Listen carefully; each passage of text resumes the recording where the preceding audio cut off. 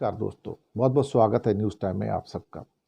दोस्तों, हालात कुछ इस किस्म के हो गए हैं कि जहां बाल्टिक सी में और रशियन सी के अंदर जो चीज़ें जो हैं काबू से बाहर जाती नज़र आ रही हैं। अमेरिका ने अपनी 2 न्यूक्लियर सबमरीन्स वहां पर भेज दी हैं। बहुत सारे एटम बम उन्होंने डिप्लॉय कर दिए हैं ब्रिटेन के अंदर और यूरोप के कई और देशों के अंदर। इसके अलावा रशिया ने भी अपनी न्यूक्लियर सबमरीन्स को पूर्णतः एक्टिवेट कर दिया है। मेरी जानकारी के हिसाब से रशिया के पास 12 न्यूक्लियर सबमरीन्स हैं, अमेरिका के पास 14 न्यूक्लियर सबमरीन्स हैं, दोनों में कोई फर्क नहीं है।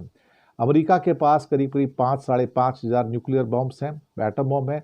रशिया के पास करीब 6,000 बॉम्ब है, जिसमें 3,500 ऑलरेडी डिप्लॉयड हैं, आईसीबीएम के ऊपर लगे हुए हैं, जिसको कि इंटरकॉन्टिनेंटल बैलिस्टिक मिसाइल कहा जाता है।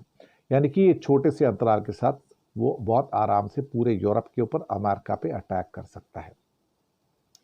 मुझे लगता है तलवारें अब खींचती चली जा रही है।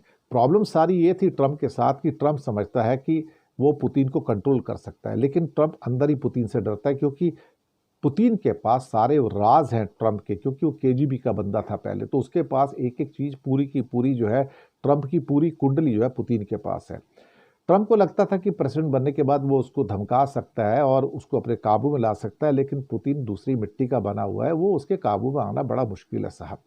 और दूसरी बात, अब पुतिन जो है करो या मरो की स्थिति में आ गया। बोलता है वॉर बड़ी लंबी खिंच गई है, अगस्त सितंबर के अंदर मार मुर के खत्म करके अब खत्म कर दो।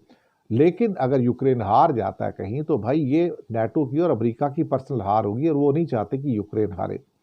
अब जर्मनी ने भी अपना पैट्रियट सिस्टम जो है, जो 3 थे, वो शायद सौंप दिए हैं अभी इसी हफ्ते में ज़ेलेंस्की को, ताकि वो आने वाले हमलों से खुद का बचाव कर सके। लेकिन भाई एक बात तो बड़ी पक्की है कि उधार के सिंदूर से आप कब तक बच पाओगे, उधार के हथियारों से आप कब तक बच पाओगे। कोई लिमिट होती है ना किसी न किसी चीज़ की, तो आप तो उसको भी क्रॉस कर जाते हो।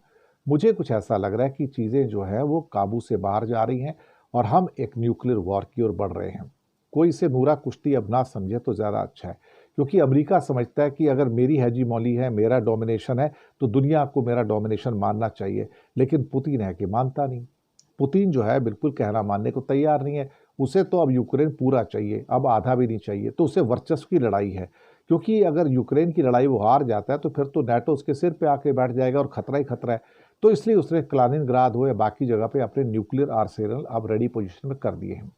5,000 साढ़े 5,000 बम जो हैं एटम बम, वो अमेरिका के पास हैं, 6,000 इनके पास हैं, 3,500 बम तो बिल्कुल आईसीबीएम पे लगे पड़े हैं सारे के सारे। तो किसी भी क्षण जाए तो पूरा यूरोप और अमेरिका पूरा राख मिट्टी धुआं बन जाएगा, कुछ बचने वाला वहां पर है नहीं।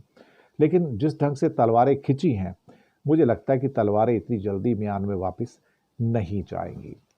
शुक्रिया आपका बहुत बहुत।